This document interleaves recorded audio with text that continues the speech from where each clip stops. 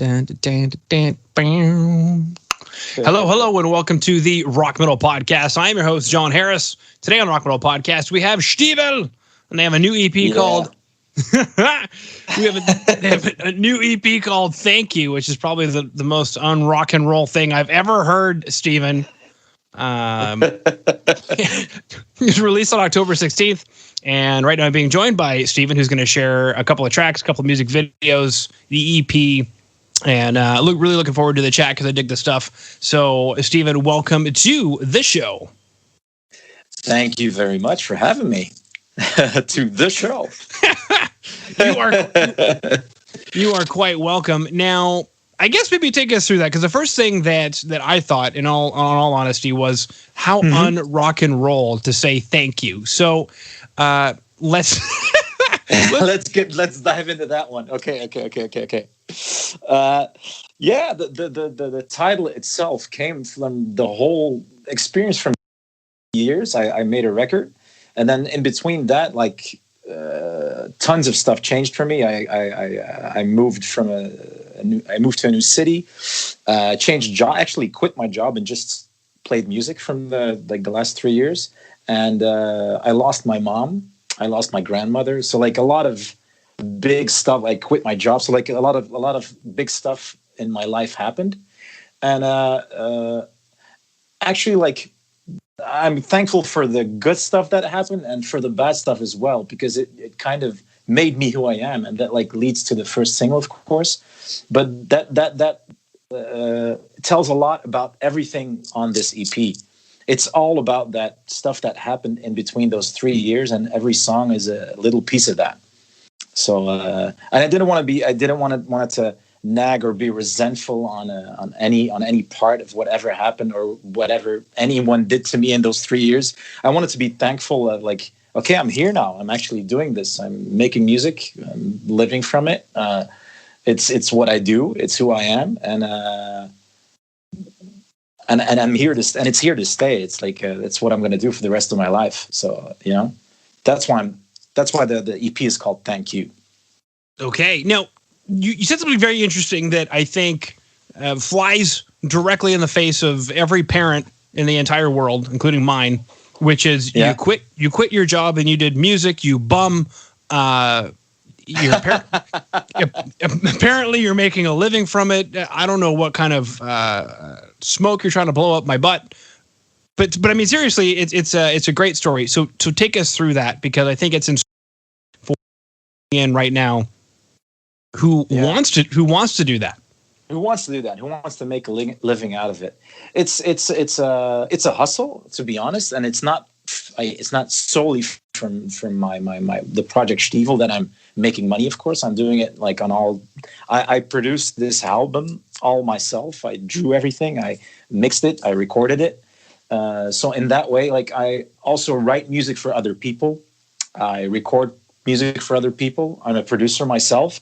So I make music. I make my money doing that, most of it. But actually, I got a lot of attention through the Shtevil thing. So I completely believe that if you have something to say and if you have something to do, and it speaks to your very soul, and you need to do it and you need to take it out there, that you do that, and it will appeal to people. And I don't know how it did, but the first album, the first single from that album, "On Fire," went #1 in Italy. It got used for a TV program, as an credit, and it got used in all over Europe. So the thing is, I did not know that it was going to do that. Of course, I didn't know it was going to blow up that big. But then, because of that song, people started to get interesting. Who did that album? Who recorded it? And people started to ask me, "Oh, could you write a song for me?" And then in that aspect, I'm making money off of it. I'm making a living out of it. It's not always easy. I'm not going to tell you that I'm filthy rich or something, but I feel very rich being able to do this, and I'm knocking on wood that I'll be able to keep it up.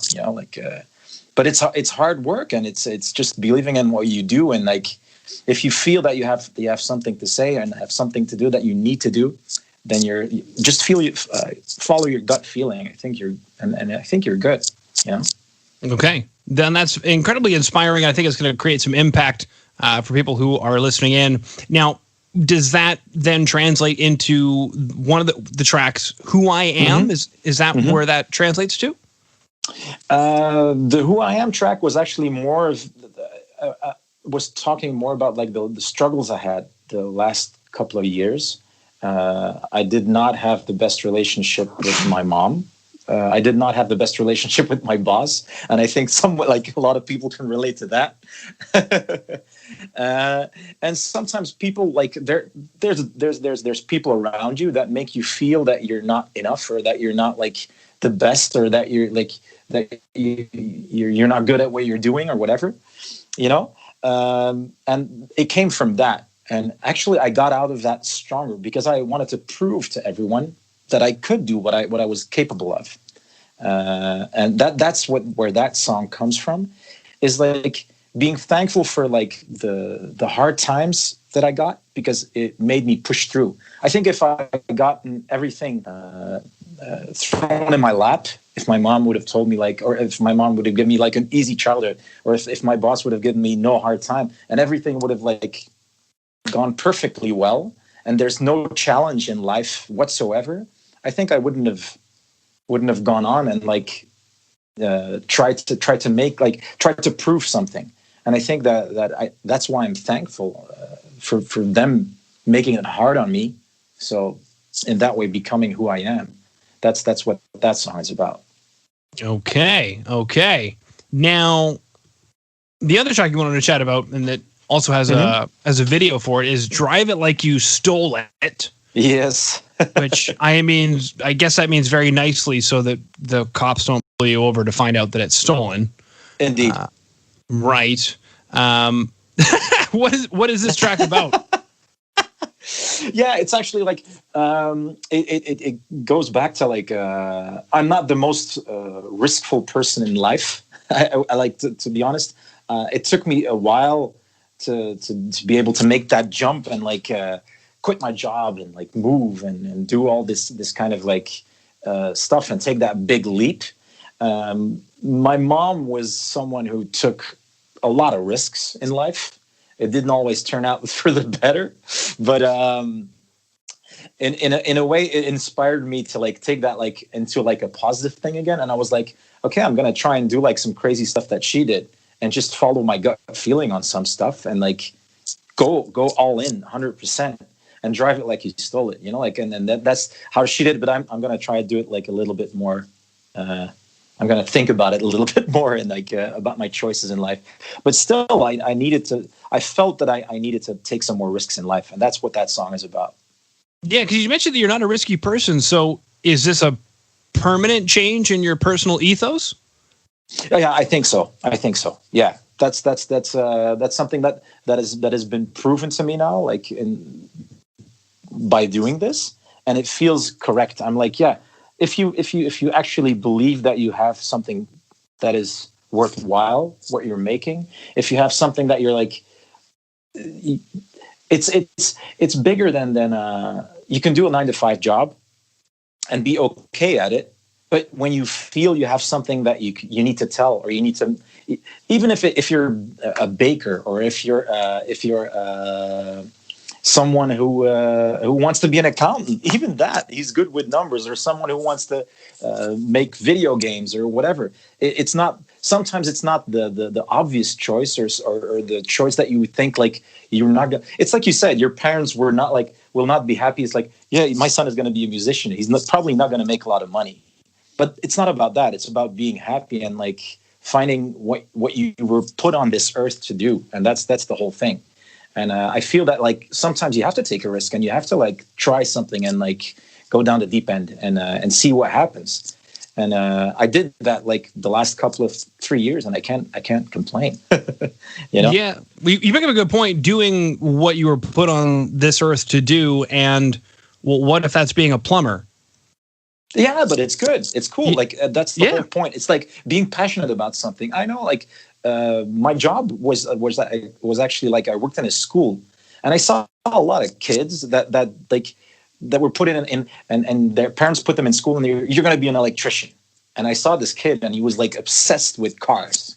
Like everything was cars, and he was tuning cars. He knew everything about cars and racing cars and all that kind of stuff. And I was like, yeah, why would you want to be an electrician?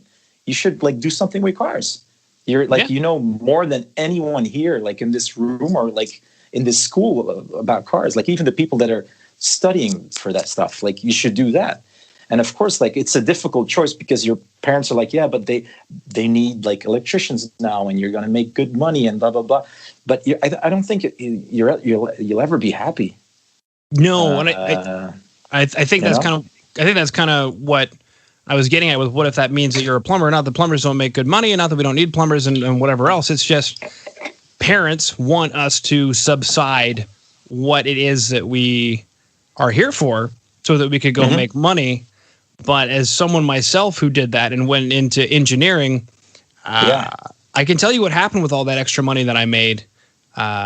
It went into behaviors to try and make me happy. So I never really had There you go. Yeah. I completely understand that. Yeah. And it's you get your how do you say that? You get your you find your thrill somewhere else, like you say. You know?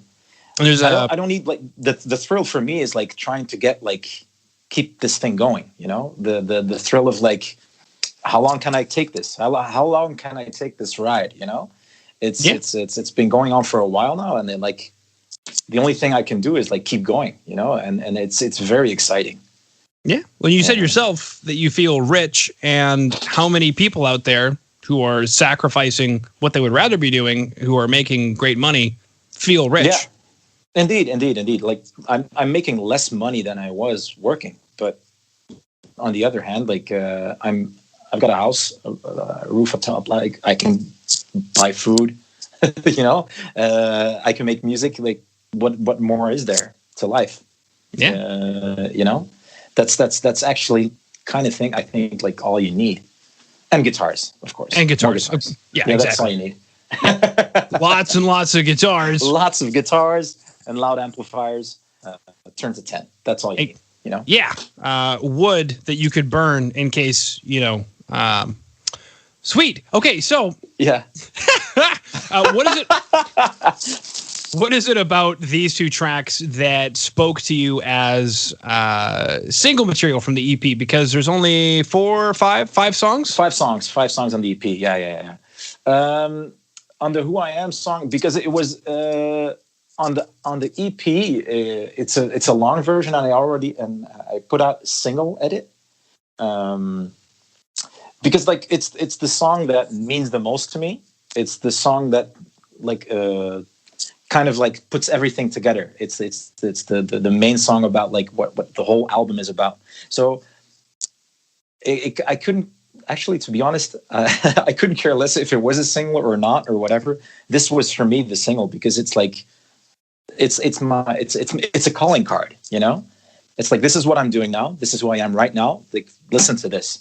It's got like that kind of like slow tempo, bluesy rock kind of like retro thing going. And on the other hand, it's got that weird modern voice thing going, and it's got a guitar solo. It's got all the stuff that you don't need to get it to be on a radio, you know. But it was a no-brainer, you know. It's the song that had to get out there for me. And on the Drive It Like You Stole It, it just as a single pushing the EP, it's just you know, it's that visceral thing. If I get in a car and I listen to a record and I'm surpassing the speed limit, it's a good song, you know. And that song always does that to me. Like when I put that song on, it makes my blood pump. It makes me feel good. It makes me feel good, like listening to Communication Breakdown from Led Zeppelin, you know, something like that. It's just a good old school rock and roll song. It's a thing that I'm missing these days in music is like a raw, catchy rock and roll song, you know? And that's why I was like, okay, this is the next one. This is the one that like needs to push the EP. That's why I picked those two singles as for the EP. Okay. Now, shifting gears into the year 2020, it sounds like in the pre-roll, Belgium is now officially the worst country on earth or something. In Europe, I don't know the earth, but like but we're getting there. we're doing our best, apparently. Officially on lockdown for the second time, and over this year, I've had the opportunity to chat with a few bands from Belgium, and so recently, it was probably about a month ago, I chatted with some bands in Belgium, and things were bad, but they weren't on lockdown yet. For a second time, and I remember chatting with bands during the first lockdown. Take us through this year for Shtevil. Did you have to rework your plan, or how has this year gone for you? Yeah, that's the whole thing. It's the same thing again. I had the EP done in March, so I was like, I wasn't gonna like drop it then, of course, because we just went into lockdown and this whole thing just happened. So I took a kind of like a chance. I was like, I'm gonna try and drop it in September, first single, then October, and I was hoping that it would have like gotten better, so that I would have been able to go on tour late November or something, or like maybe beginning of next year. But now everything, of course, like I took a chance and I think I failed miserably, like knowing that what's happening right now. But anyhow, like you do not know how these things go, and the only thing is you can do is just keep on keeping on and just keep on making stuff. And I was like, it happened for a reason, so I put it out. It's out there. I'm talking to you. I've been talking to some people. I've seen that a lot of people like the EP, and that it's it's brought some joy to some people, and like I think that's it. That's all I need. That's all it needed to do. It's a bit sad that I cannot connect on a live stage with people, because that's the main goal, of course. Like that's the reward, you know. But we're hoping like 2021 brings something better for us, and then we can go out on tour. And anyway, I'm just keeping like we're in a lockdown, so what else can we do is play guitar, write songs, and make sure I have like a new EP ready for next year, you know. And that's all we can do. Yeah, and that brings us to my next question. You mentioned touring. You mentioned another EP for next year. So the first question is are you doing anything in lieu of touring, such as live streams or anything like that? We've done some live sessions in the studio that I'm gonna drop sooner or later. I'm doing a lot of stuff from home, of course, because we cannot even go into a rehearsal space right now. We tried the whole live stream thing. It's I'm not really feeling that, because I feel like live music, the whole live experience is the crowd and the artist in the same room, and I'm giving them something and they're giving something back to us, and because of what they're giving to me, I'm giving more to them, and then vice versa, you know, like it becomes this magical thing. I can play a song here in my studio alone and no one will hear it. I'll probably play it good and sing it good, but it won't do anything, you know. It won't, like, there's no reaction, there's no like spark, or there's nothing happening. And it's the same thing with a live stream for me. There's no celebration, and that's what I like about the whole live thing. So I'd rather wait, maybe like release a live session or a video or whatever till we can like go back on tour and like do the real thing. Yeah, and really, one of the catalysts for that would be another EP. So you'd mentioned some forthcoming work. So is there anything you can tell us about that?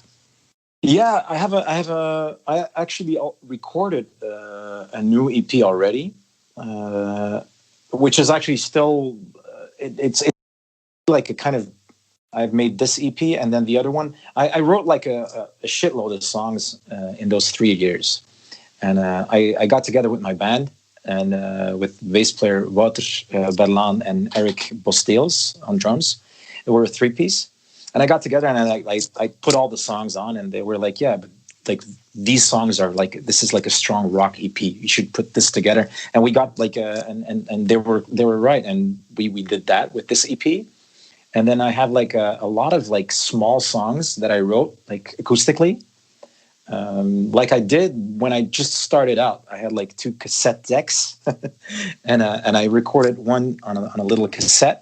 Then I took the tape out and put it in like the other cassette deck, and I played it through the speakers, and then I played along on another cassette, and I was like multi-tracking when I was 15, like that.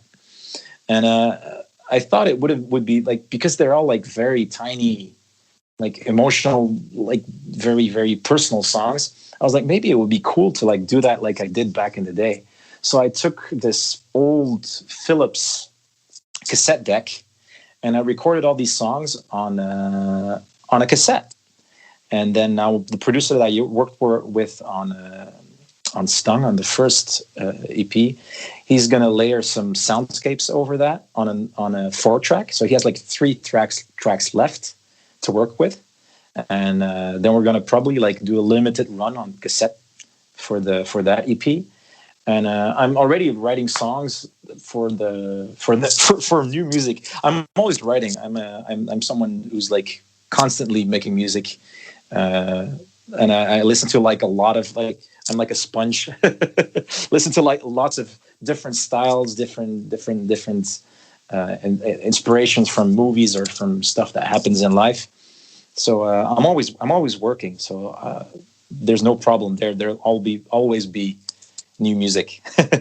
But like that's the first thing that's going to be there. I don't know when I'm going to drop that, because it's like something special, the little cassette EP. But that's the first thing that's going to come out probably. Okay, very cool. Well, that's an awful lot of exciting news coming down the pipeline. And I believe your website is Shtevil.com for people to connect and touch base with you there. Indeed.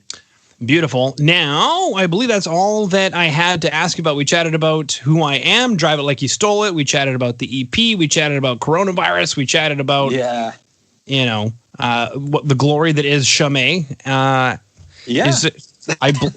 believe we've covered everything. Is there anything else, Stephen, that you were hoping I'd bring up?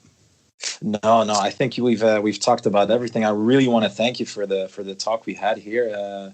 It helps a lot, like people like you.